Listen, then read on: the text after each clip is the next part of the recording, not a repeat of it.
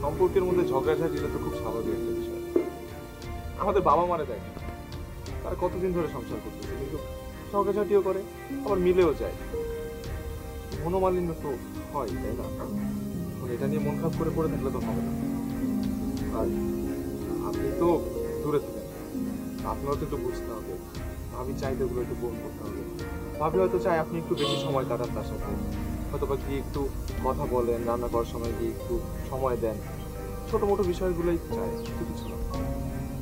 ভাই ঝগড়া কি আর সাথে করি? আপনি দেখেন না আমি কি পরিশ্রম করে চাকরিটা করি, বেতনটা পাওয়ার পর সাথে সাথে বাড়িতে পাঠাবো, বাবার সুখের জন্য, মার সুখের জন্য, ওর সুখের জন্য। আইসা যদি এরকম ব্যবহার পায়, কার মাথা ঠিক থাকে কোন ভাই? বুঝতে পারছি, একটু বাজে সিচুয়েশন হয়ে গেছে, কিন্তু আসলে এই দূরত্বটাই সমস্যা আমার মনে হয়। কিন্তু দেখেন, আপনি এখন মিষ্টি করে গিয়ে ভাবির সাথে কথা বলেন, সব ঠিক হয়ে যাবে।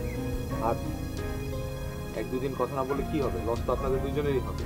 2 দিনের জন্য বেড়াইতে আসছেন, যান ভাবির সাথে গিয়ে একটু কথা বলেন, একটু মিষ্টি করে কথা বলেন, দেখবেন সে চলে যাবে।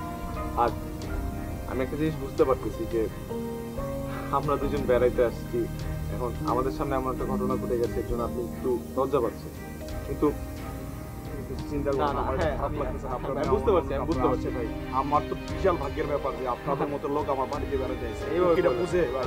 এইভাবে বলবেন। কোনো সমস্যা নেই, আপনি যান ভাবির সাথে কথা বলেন, আর এটা হচ্ছে আমাদের মধ্যে। ঠিক আছে, আপনারা বলছেন আপনারা শিক্ষিত মানুষ, আপনার কথা তো একটা দাম আছে।